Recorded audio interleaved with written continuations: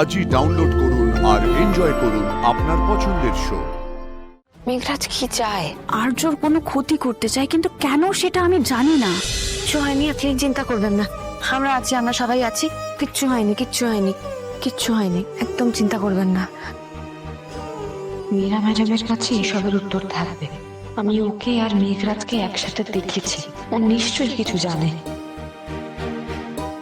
সবকিছু ঠিক ছিল, হঠাৎ এমন একটা ঘটনা ঘটলো। কিচ্ছু হয়নি, আপনি চিন্তা করবেন না। আমি মীরা ম্যাডামের কাছে আছি, আমি সামলে নেব সব।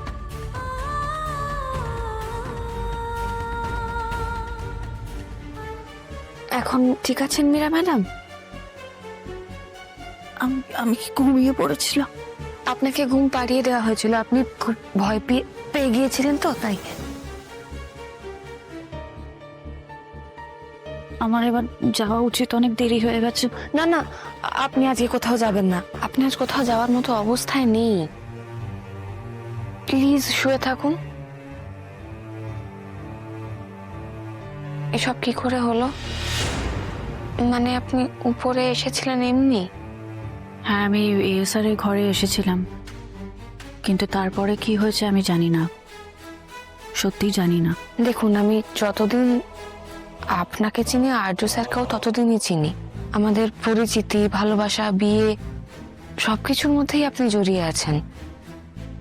আমি তো এই বাড়িতে সবে বউ হয়ে এসেছি, আর আপনি এই বাড়িতে অনেক আগের থেকেই আসেন আর আসবেনও।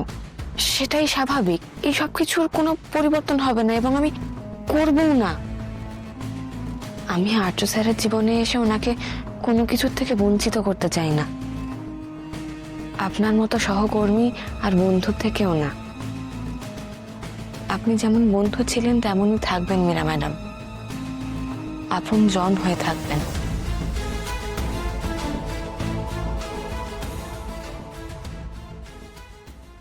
কি জানতে চাও তুমি, বলো অপর্ণা। যেদিন মেঘরাজ আমাকে ধরে নিয়ে গেল, আপনি ওই গাড়িতে ছিলেন। সেদিন আমি আপনাকে কিছু জিজ্ঞাসা করিনি, আজকে করছি।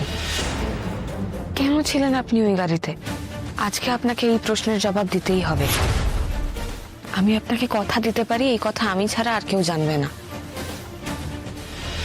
এই প্রশ্নের উত্তর জানা আমার খুব দরকার। প্লিজ বলুন।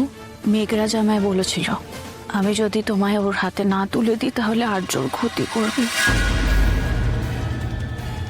আর সেটা এমনি এমনি ক্ষতি না, বড় ক্ষতি করবে। আর্যর কোনো ক্ষতি হোক আমি চাই না, তাই আমি বাধ্য হয়ে অপর্ণায় এই ভুল কাজটা করে ফেলেছি। আমি জানি আমি ভুল করেছি, আমি সেদিন রিয়েলাইজ করেছি।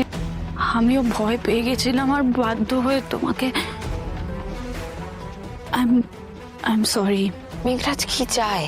মেঘরাজ কি চায় সেটাই আমি বুঝতে পারি না, কিন্তু এইটুকু আমি শিওর মেঘরাজ আর্যর কোনো ক্ষতি করতে চায়, কিন্তু কেন সেটা আমি জানি না। আপনাকে আর কিছু বলতে হবে না। আপনি আমার সামনে এতগুলো সত্যি কথা বললেন, আপনার কোনো ক্ষতি আমি হতে দেব না। বিশ্বাস করো, আমি জানি আমি জানি তোমার বিশ্বাস হবে না, কিন্তু তোমার কোনো ক্ষতি হোক সেটা আমি চাই না। আমায় পারলে ক্ষমা করে দিও। বিশ্বাস করলাম, আমি আপনার কথা বিশ্বাস করলাম। আপনি এবার একটু শুন মীরা ম্যাডাম, রেস্ট নিন।